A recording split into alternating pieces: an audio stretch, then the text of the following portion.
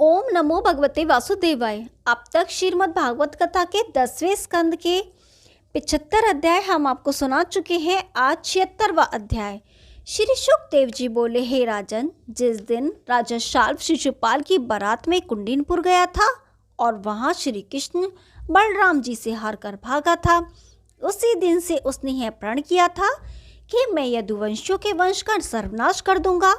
अस्तु, शिशुपाल के मारे जाने की खबर सुनकर उसने यह विचार किया कि यदुवंशी बहुत बलवान हैं, इसलिए उनके वंश का नाश करने के लिए पहले किसी देवता से वरदान प्राप्त करना चाहिए। ऐसा विचार कर राजा शाल्व ने शिवजी का तप करना प्रारंभ कर दिया। जब शिवजी ने प्रसन्न होकर उससे वरदान मांगने के लिए कहा, उस समय शाल्व ने शिवजी को दंडवत करते हुए कहा, हे भगवान, आप मुझे आकाश में उड़ने वाला एक ऐसा विमान दीजिए जिसके ऊपर किसी भी अस्त्र शस्त्र का प्रहार सफल ना हो सके। यह सुनकर शिवजी ने मैदान को बुलाकर कहा कि तू एक ऐसा विशाल विमान बनाकर राजा शाल्व के लिए दे दे जिस पर किसी प्रकार के अस्त्र शस्त्र का प्रयोग न चल सके और इच्छानुसार उड़ाकर क्षण भर में पहुंचा दे।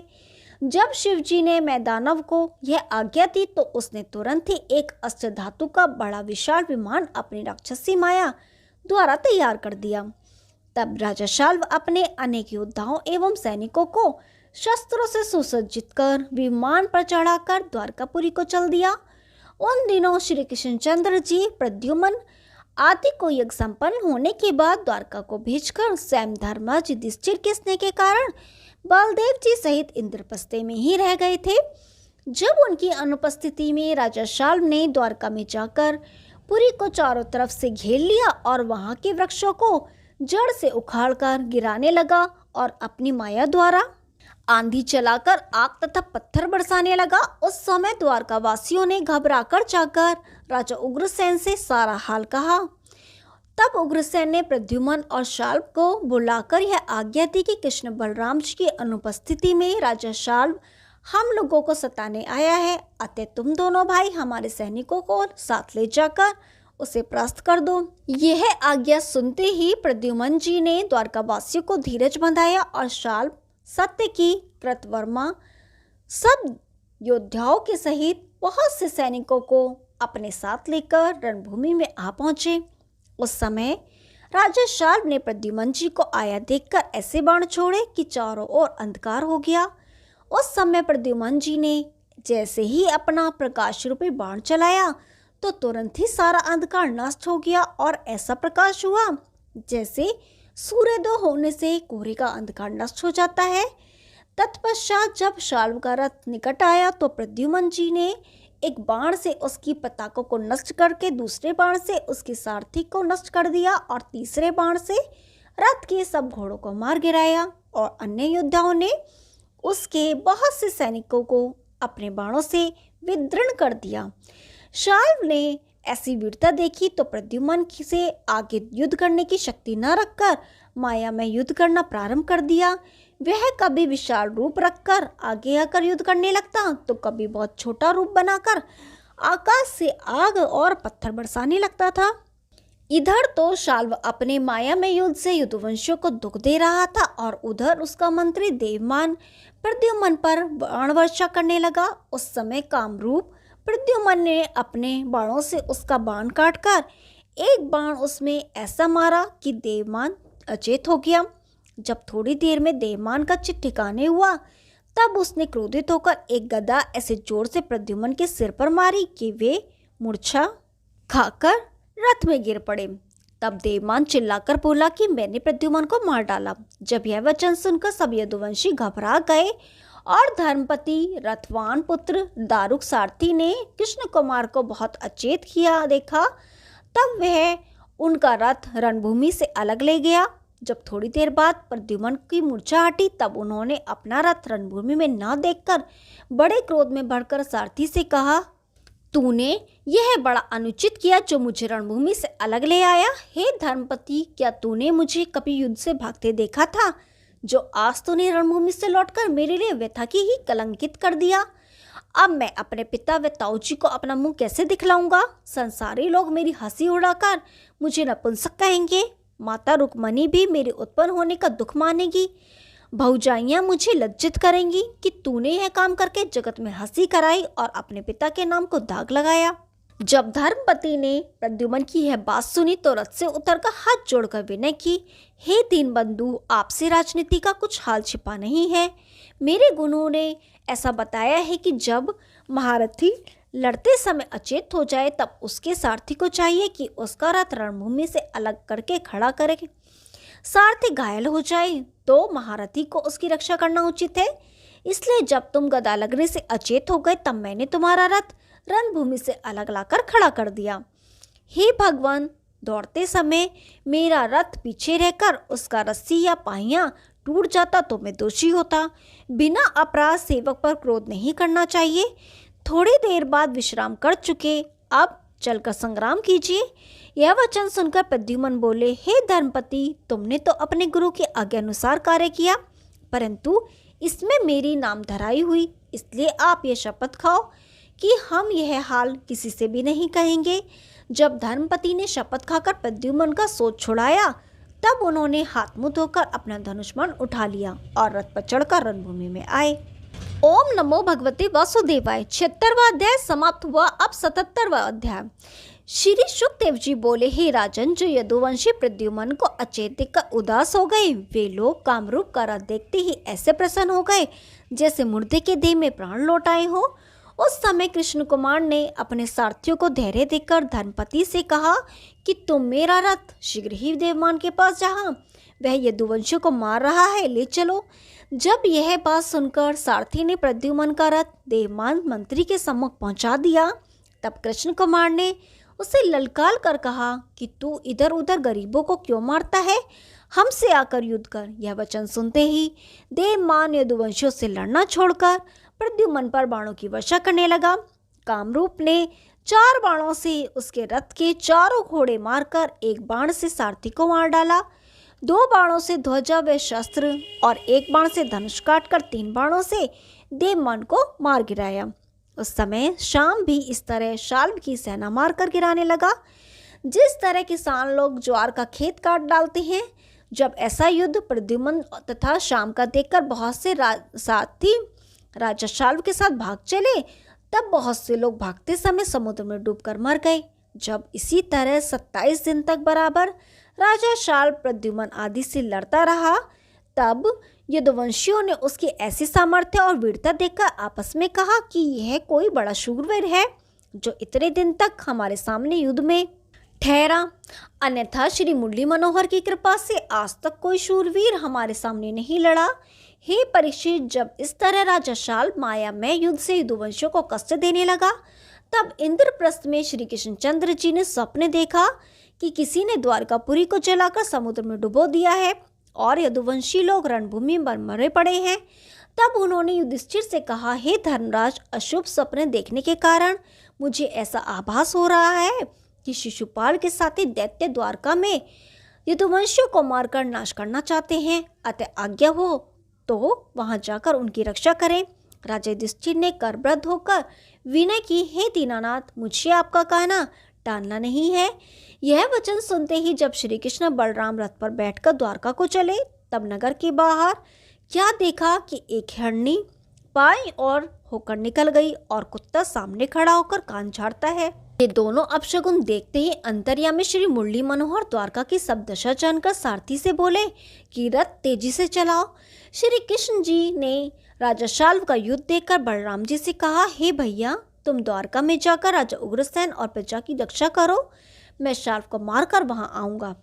जब रेवती रमन यह आदेश पाकर द्वारका को गए, तब दैत्य संहारण प्रभु ने द्वारक से कहा कि जल्दी मेरा रथ शाल्व के सम्मुख ले चलो। जैसे ही वह श्री कृष्ण का रथ दौड़ाकर उसके सामने पहुंचा, वैसे ही राजा शाल्व ने त्रिलोकीनाथ के रथ की ध्वजा पहचान कर एक सांग सारुक सारथी पर चला, तो लक्ष्मीपति ने बाण से उसकी सांग काटकर 16 बाण ऐसे मारे कि राजा शाल्व का विमान कुम्हार के चक के समान घूमने लगा। उस समय शाल्व ने एक भाला बड़े वेग से श्याम सुंदर पर चलाया। तब श्री द्वारकानाथ ने उसको भी अपने बाण से काटकर इस तरह बाण मारने लगे कि राजा शाल्व घबरा गया, परंतु वह अंतर्धान होकर माया युद्ध करके अग्नि की वर्षा करने लगा।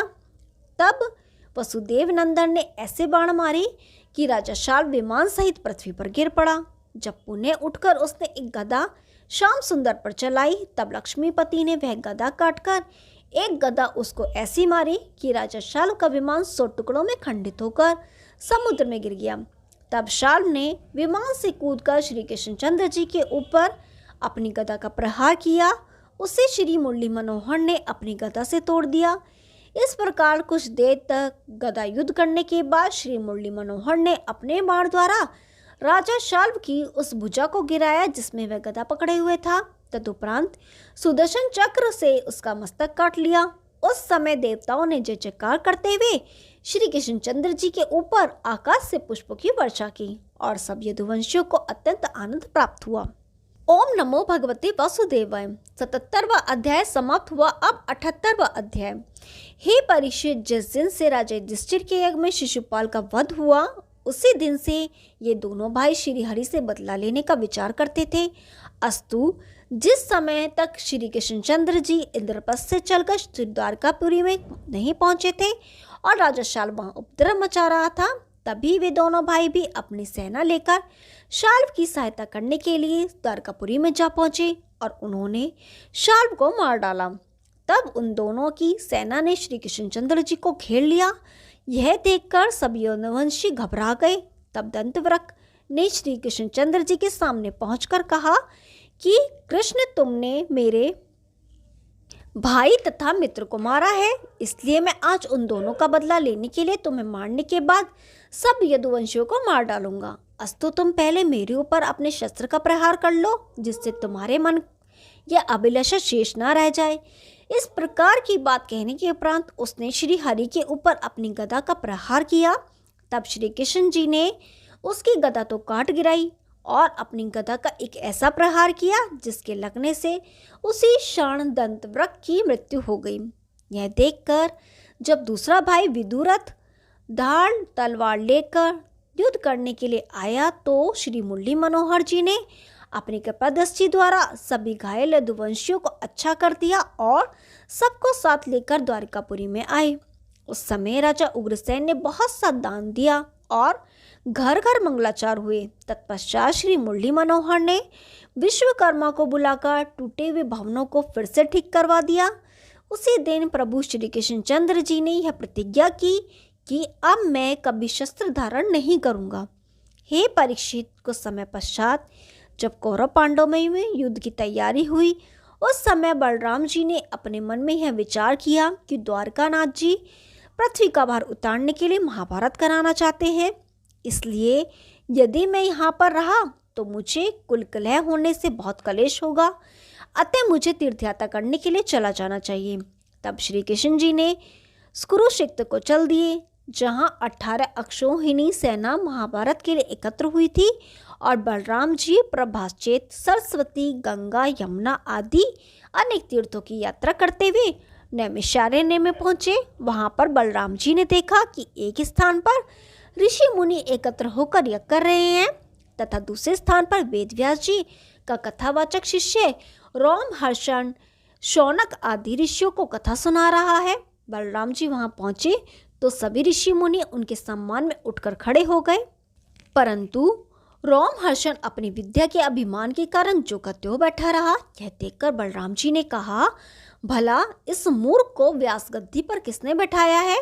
कथावाचक हरि भक्त तथा ज्ञानी मनुष्य को तो अहंकार से रहित होना चाहिए।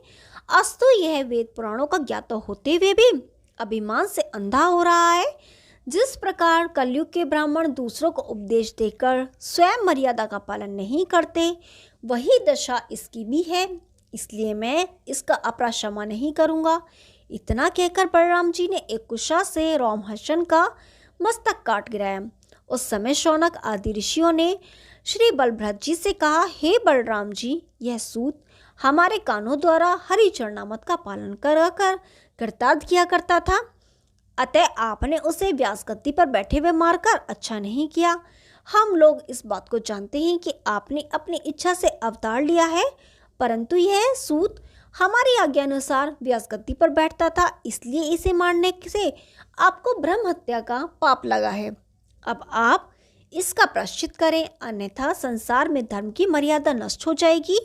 ऐसे वचन ऋषियों के मुख से सुनकर बलराम जी ने कहा, हे ऋषियों, मुझसे यह अपराध बन पड़ा है, इसलिए अब कृपा करके मुझे कोई ऐसा उपाय बतलाइए जिससे मैं इस ब्रह्महत्या के दोष से मुक्त हो सकूं। रही कथा कहने की बात, सो यदि इस सूत का कोई पुत्र हो तो आप उसे बुला दीजिए, उसे मैं व्यास गद्दी पर बैठा दूंगा। ऋषियों ने उत्तर दिया, हे बलराम जी, तीर्थों में स्नान करने से आपका यह पाप नष्ट हो जाएगा। इतना कहकर उन्होंने रोमहर्षण के पुत्र उग्रश्रवा को बुला लिया। बलराम जी ने उसे व्यास गद्दी पर बैठाकर ऐसा वरदान दिया जिसके प्रभाव से उसे 6 शास्त्र तथा 18 पुराण बिना पढ़े ही कंठस्थ हो गए। जब वह व्यास गद्दी पर बैठकर कथा बाँचने लगा, उस समय सब ऋषि बलराम जी से कहने लगे, हे भगवान, इलवल नामक दैत्य जो वानर रूप में रहता है, प्रत्येक पूर्णिमा, अमावस्या और द्वादशी को यहाँ आकर हमारे यज्ञ तथा हवन के कुंडों में रक्त, हड्डी, पीव आदि की वर्षा करता है। हम लोग उससे अत्यंत दुखी रहते हैं, इसलिए आप दया करके उसका वध कर दें, जिससे सब ऋषि मुनि निर्भय होकर हवन यज्ञ आदि करें। यह सुनकर बलराम जी ने कहा, अच्छा, हम उस दैत्य को मारकर तुम्हारा दुख दूर करेंगे। ओम नमो भगवते वासुदेवाय। 78वां अध्याय समाप्त हुआ। अब 79वां अध्याय। श्री शुकदेव जी ने कहा, हे परीक्षित, ऋषियों द्वारा विनय करने पर बलराम जी इलवल नामक दैत्य को मारने के लिए कई दिनों तक नैमिषारण्य में रहे। जब पूर्णिमा आई तो उस दिन इलवल वहां आकर आंधी के साथ रक्त, पीव आदि की वर्षा करने लगा। पीछे वह दैत्य वानर वेश बनाए, काले पर्वत के समान विशाल देह धारण किए, लाल लाल आंखें निकालकर गरजता हुआ वहां आया। तो श्री बलभद्र जी को देखकर वह दृश्य होकर विष्ठा और मूत्र बरसाने लगा। तब बलदेव जी ने उसे हल की नोक पर उठाकर पृथ्वी पर दे मारा और फिर उसके मस्तक पर एक ऐसा मूषण मारा कि वह तुरंत ही मर गया। हे परीक्षित, इलवल दैत्य को मारकर ऋषियों से विदा मांग बलदेव जी ने गढ़मुक्तेश्वर, गंगा, सरयू, पुष्कर, सोनभद्र, प्रयाग, काशी आदि तीर्थों में जाकर स्नान दान करने के बाद गया, गंगा सागर, सिंगल द्वीप, रामेश्वर, विंध्याचल, श्रीशैल आदि तीर्थों में जाकर स्नान दर्शन किए। तदुपरांत स्वामी कार्तिकेय, अगस्त्य, परशुराम आदि के दर्शन करते हुए समस्त पृथ्वी की परिक्रमा करके ठीक 1 वर्ष बाद हरिद्वार में आए। वहां जब बलराम जी ने लोगों के मुख से यह खबर सुनी कि कौरव पांडवों में महायुद्ध हो रहा है, तब वे कुरुक्षेत्र को चल दिए। महाभारत के 18वें दिन जब वे कुरुक्षेत्र में पहुंचे, उस समय भीमसेन और दुर्योधन में गदा युद्ध हो रहा था। उन्हें देखते ही 5 पांडवों और दुर्योधन ने दंडवत किया। तब वे आशीर्वाद देकर कहने लगे, हे भाई, बड़ी दुख की बात है जो कृष्णचंद्र के यहाँ उपस्थित होते हुए भी कौरव पांडवों ने अपने करोड़ों भाई बंधु और अन्य लोगों का संहार कर दिया। भीमसेन और दुर्योधन एक समान बलशाली हैं, क्योंकि भीमसेन का तो युद्ध करते समय श्वास नहीं फूलता है और दुर्योधन गदा युद्ध में विशेषज्ञ है, इसलिए अब इन दोनों को परस्पर युद्ध करना उचित नहीं। तब भीमसेन और दुर्योधन ने हाथ जोड़कर बलराम जी से यह कहा, हे भगवान, तब तो बिना युद्ध किए हम कैसे भी नहीं मानेंगे। यह सुनकर बलराम जी मौन होकर खड़े रहे। उस समय भीमसेन ने दुर्योधन की जंघा पर गदा का एक ऐसा प्रहार किया जिससे उसकी जंघा टूट गई और वह पृथ्वी पर गिर गया। उस समय दुर्योधन ने बलराम जी से कहा, हे गुरुदेव, मैं सत्य कहता हूँ कि आपके भाई श्री कृष्णचंद्र जी द्वारा पांडवों का अनुचित पक्ष करने के कारण ही हमारी हार हुई है। अतः इन्हें ऐसा नहीं करना चाहिए कि ये केवल पांडवों की सहायता करके हमसे शत्रुता रखते हैं। अब आप ही इस अधर्म को देखिए कि भीमसेन ने मेरी जंघा में गदा मारकर मुझे गिरा दिया है। अब इससे अधिक अनीति और क्या हो सकती है।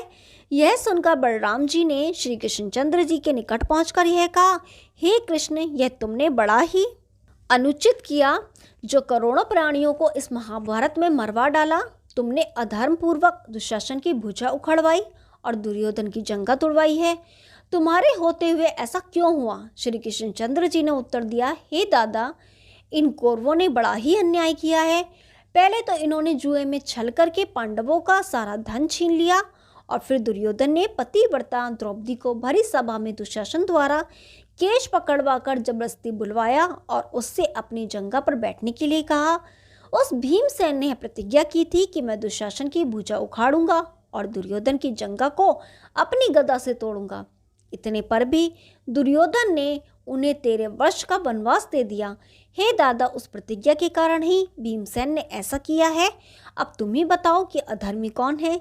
इसके अलावा दुर्योधन ने जो अन्य अधर्म पांडवों के साथ किए हैं उनको मैं क्या कहूँ। हे राजन, श्री कृष्णचंद्र जी के ऐसे वचन सुनकर बलराम जी द्वारकापुरी को चले गए। ओम नमो भगवते वासुदेवाय।